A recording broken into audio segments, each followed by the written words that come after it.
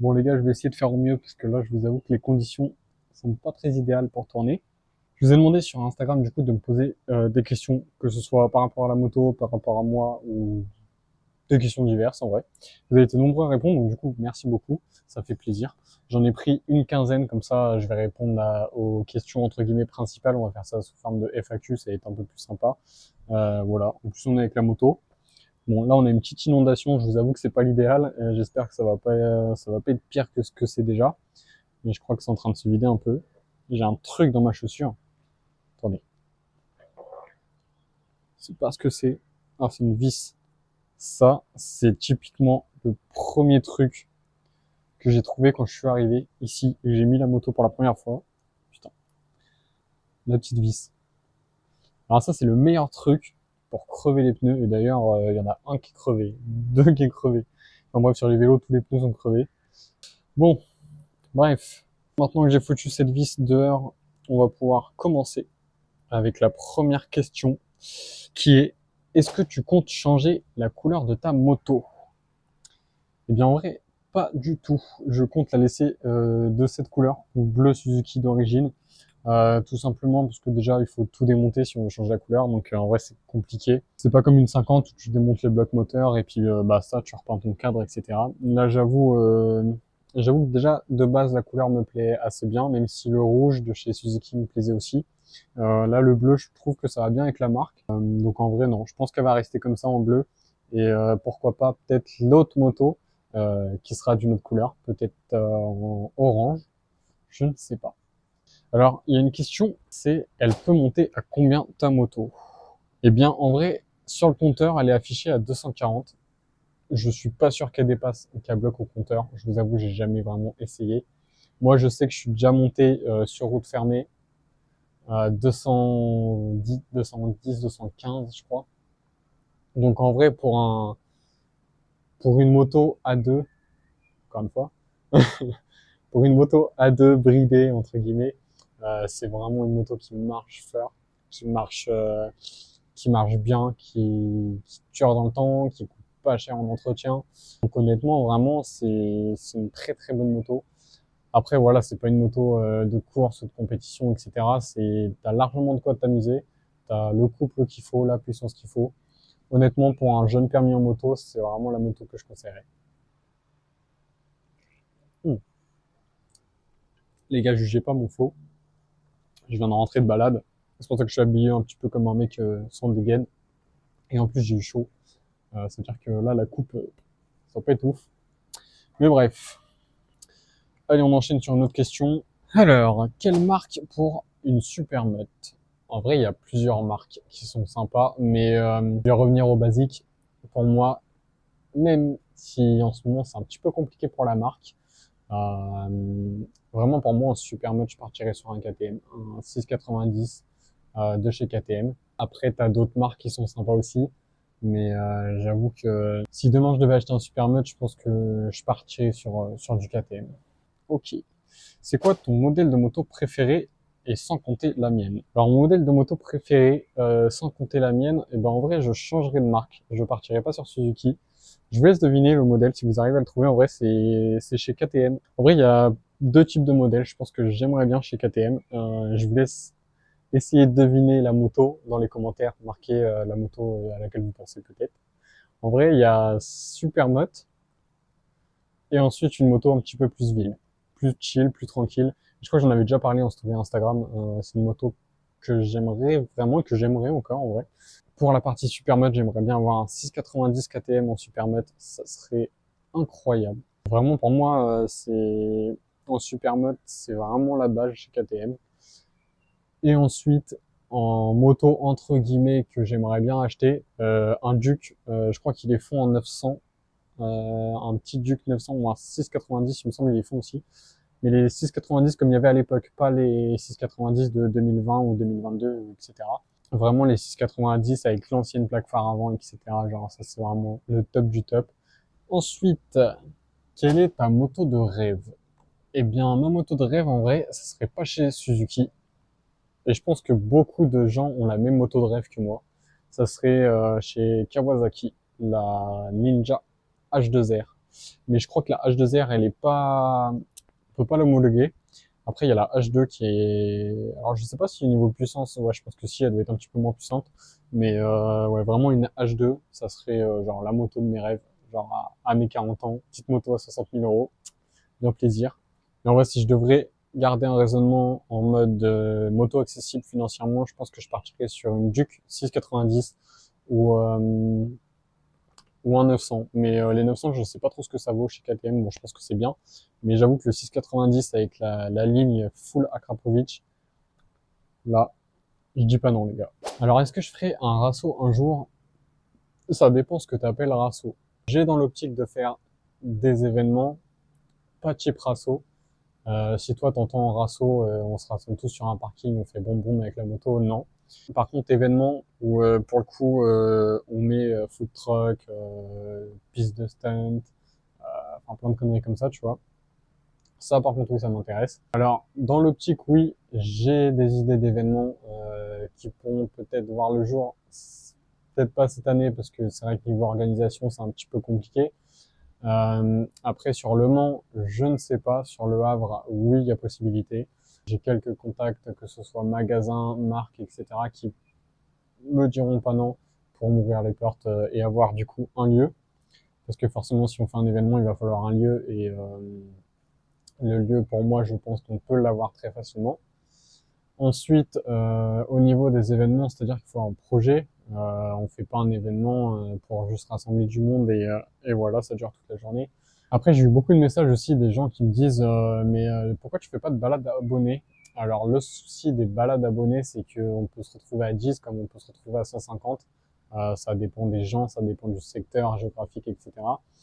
Et l'inconvénient, ou du moins le désavantage, c'est que si on se retrouve à 10, il n'y a aucun problème. On peut aller se faire une balade, etc. C'est comme si on faisait une balade entre potes. Là où il va y avoir un problème, c'est si on se retrouve à plus de 49. Donc là, ça devient une balade du coup organisée, donc il va falloir la déclarer en préfecture, etc. Et à partir du moment où cette balade passe en préfecture et qu'elle est acceptée, ils vont nous demander tout ce qui est agent de sécurité routière.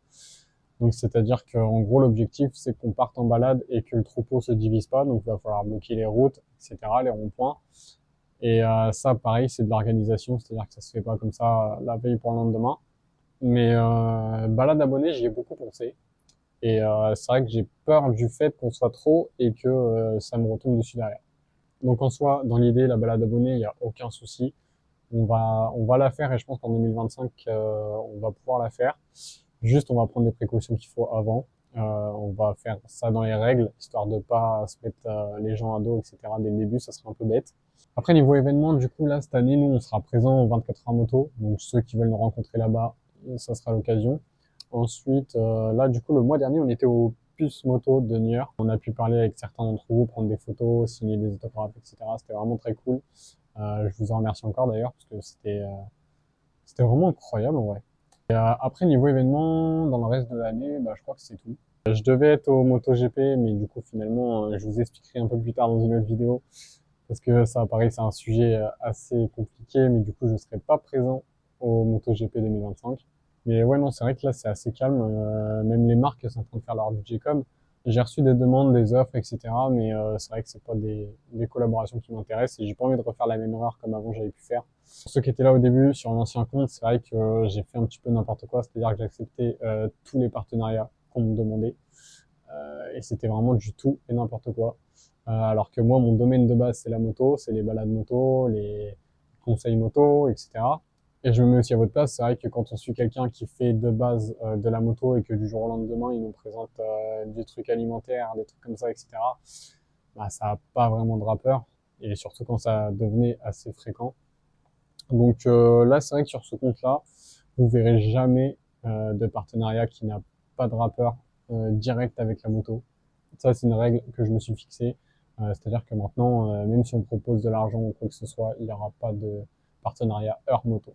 Et je pense que cette stratégie, elle est payante parce que quand je regarde l'ancien compte, on l'avait fait en 3 ans, on a eu 30 000 abonnés. Et après, il y a eu des choses qui ont fait que le compte a dû être supprimé, etc. Ça, vous êtes au courant pour la plupart. Et là, c'est vrai qu'il y a un an, j'ai tout recommencé à zéro. Je me suis dit, allez, je me concentre, je fais les choses bien. je repars sur la moto avec les vidéos. Et ouais, au bout de 6 mois, on était 100 000. Là aujourd'hui, au bout d'un an, on est 152 000. Donc déjà un gros merci. Et c'est vrai que les stats, ce qu'on a fait en 3 ans avant, là on les a fait en 1 an, on a fait du x7, mais facile.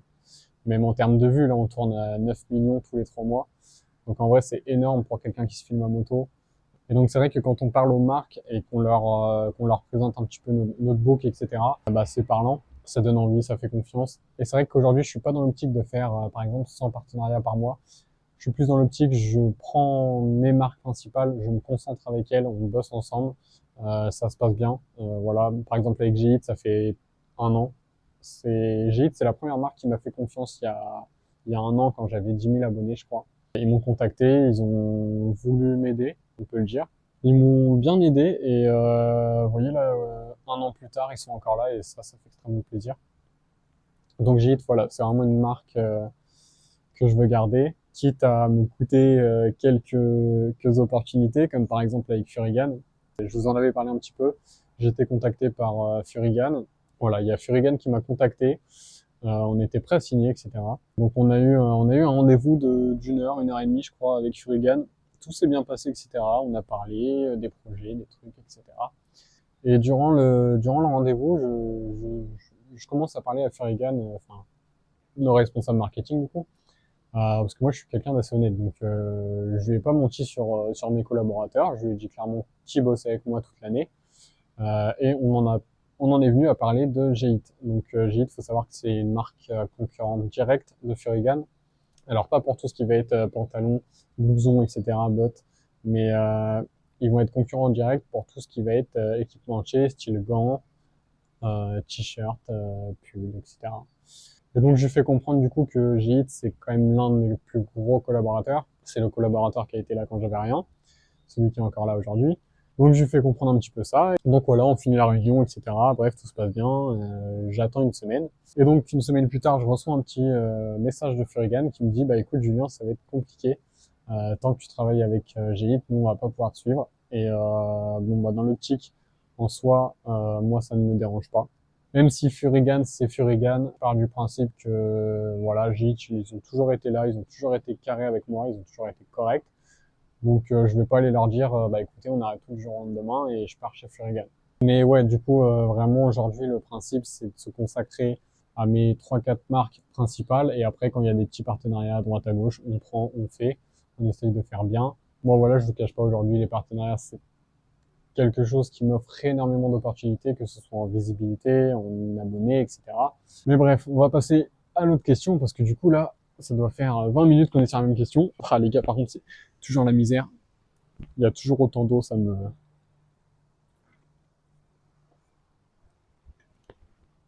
rend fou. Pourquoi la moto et pas un autre véhicule? Alors ça, c'est une très bonne question. Eh bien moi, il faut savoir que je suis fan de moto depuis que je suis tout petit, comme beaucoup ici. Alors, j'ai le permis voiture, j'ai une voiture, et j'ai le permis moto, j'ai une moto. Mais j'avoue que si je pouvais vendre la voiture pour rouler tous les jours en moto, je pense que je le ferais sans problème. Après, il y a toujours le fait que quand il fait froid et que quand il pleut averse et qu'on a la voiture, c'est pas désagréable, on va pas se mentir. Alors du coup, pourquoi la moto? Bah, tout simplement parce que la moto, c'est vraiment une passion que j'ai depuis tout petit. Quand je vois des motos dans la rue, même quand je voyais des motos dans la rue, j'étais vraiment comme un fou, tu vois. Et ça, c'est quelque chose qui, bah, maintenant, en 22 ans, ça n'a pas bougé. Et je pense que la passion pour la moto est pas prête de s'arrêter. Moi, ce que j'aime dans la moto, c'est vraiment la sensation de liberté. T'as un guidon déjà. Voilà, tu ressens, quand tu roules, tu ressens le vent, enfin, tu penses à rien, tu roules. Vraiment, c'est vraiment, en fait, pour moi, c'est comme un médicament, si tu veux. Je sais que quand je prends la moto, je pense plus à rien, mais vraiment plus à rien.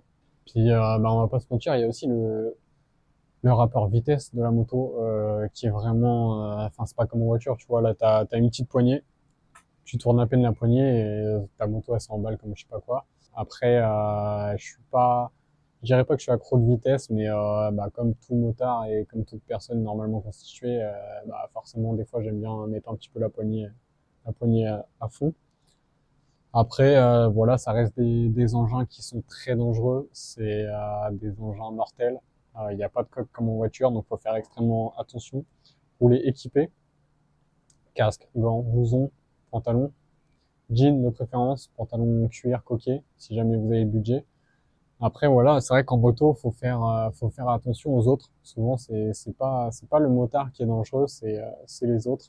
C'est bête, mais j'ai roulé longtemps en 50 full origine, que ce soit moteur et pot d'échappement. Et alors croyez-moi, c'était comme si j'étais en moto électrique. Vraiment, j'arrivais dans les ronds-points.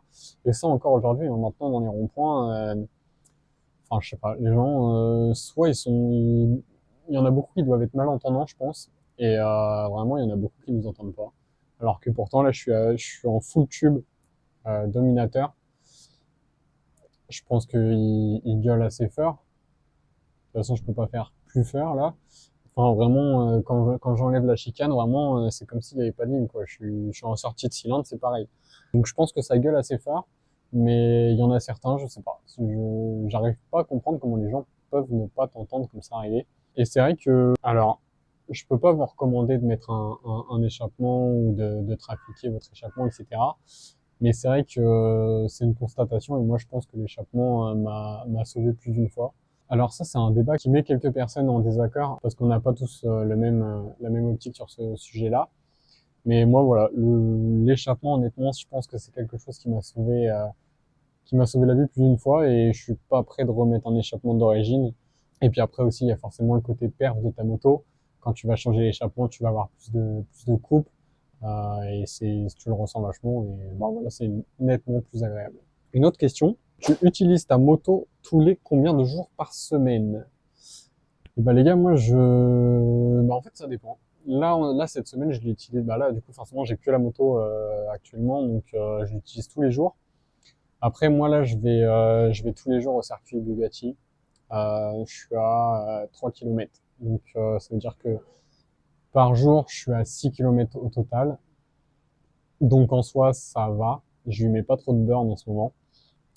Après, quand je combine la moto et la voiture, ça va vraiment dépendre du temps. Si vraiment il fait trop chaud, je vais tendance à peut-être pas prendre la moto et plus à prendre la voiture bah, pour la clim forcément. Parce que moi en plus je roule en full cuir. Je sais comment il fait chaud quand on est en cuir. Donc voilà, après ça va dépendre du temps, ça va dépendre de est-ce que j'ai le courage de la sortir ou pas, parce que pour la sortir d'ici c'est extrêmement pénible. Et non, en vrai, sinon, là, en ce moment, du coup, je suis tous les jours en moto. Une autre question qui me dit, quelle est ta moto? Eh bien, les gars, on est sur un 600 Bandit GSF de 2001. Donc, il a 42 000 km au compteur. J'ai acheté, il avait 36 000. Et je l'ai acheté à une personne qui le vendait pas cher. En gros, pour vous faire la petite histoire, l'annonce a été mise un dimanche à 16h. J'ai envoyé un message le dimanche à 17h. J'ai dit, bonjour, je veux voir la moto. Pourquoi j'ai dit ça? Tout simplement parce que la moto était à 2300 euros dans un état, bah, comme vous pouvez le voir sur mes photos, etc., plus que correct. Pour une moto qui avait 22 ans à l'époque, je me suis dit c'est bizarre, mais il faut que j'aille la voir. Il faut que j'aille la voir parce que c'est trop bizarre, c'est trop bizarre pour être vrai, etc. Donc du coup, je vais la voir. J'ai rendez-vous peut-être pas le lendemain, mais 2 jours après. Je monte. En plus, elle était à 10 minutes de chez moi. Donc je vais la voir et tout, je parle au gars, machin, je lui pose 2-3 questions, savoir un petit peu bah, sur l'historique de la moto, pourquoi il la vend pas cher, pourquoi machin. Et en gros, c'est sa conjointe qui n'aimait pas la moto tout simplement bah, pour le confort. En passager, c'est vrai que c'est pas des motos faites pour prendre des passagers. Et donc le gars, en gros, il voulait acheter un scooter, sauf qu'il avait pas envie de se prendre la tête pour vendre la moto, etc. Donc moi, je lui ai dit, bah écoutez, moi la moto m'intéresse, je vous fais le chèque, je vous la prends 2000. Et le gars, il a pas hésité longtemps, il m'a dit 2000, c'est bon, allez à vous, machin. J'ai fait le chèque, je suis reparti avec la moto. Enfin, je suis venu la chercher une semaine après, le temps de faire les papiers, etc. Mais voilà. Alors ensuite, on a une question. Les intercoms avec un bon rapport qualité-prix, j'en ai un. J'en ai un. Alors moi, il faut savoir que je travaille avec Sena pour tout ce qui est intercom. Et Sena, c'est vraiment une marque que j'apprécie énormément. J'ai commencé avec du Sena à l'époque, il y a 3 ans, 3-4 ans. Après, je suis passé sur une autre marque et Sena m'a recontacté pour qu'on bosse ensemble et du coup, je suis retourné sur Sena. Mais quand je suis passé sur l'autre marque, j'ai vite été déçu par rapport à la qualité sonore. Chez Sena, on va retrouver du Harman Kardon. Donc en vrai, c'est ce qui se fait de mieux au niveau son, que ce soit même dans l'automobile, etc. C'est vraiment les enceintes top avec des performances, etc. que vous pouvez même régler, personnaliser.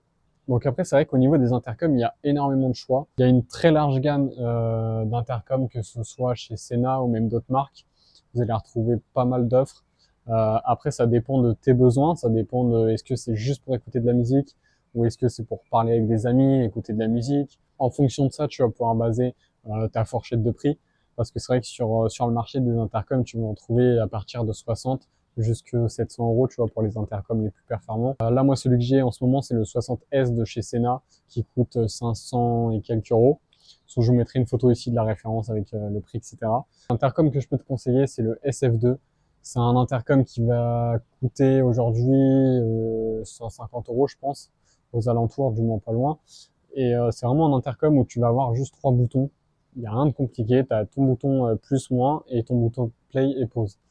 Avec cet intercom, tu vas pouvoir te raccorder jusqu'à deux personnes, si je dis pas de bêtises. Après, tu vois, t'es pas obligé, tu peux te mettre sur Messenger et faire un appel groupé avec 15 personnes et ça fonctionne aussi très bien. Mais au niveau des fréquences radio, tu vas pouvoir te raccorder jusqu'à 2 personnes. Et au niveau du son, je sais plus ce qui est équipé en termes d'écouteurs, mais je sais que ça marche très très bien. Si tu as un casque qui est bien amplifié, honnêtement, il n'y a aucun problème. Petite pause là. Il me semble que l'on a fait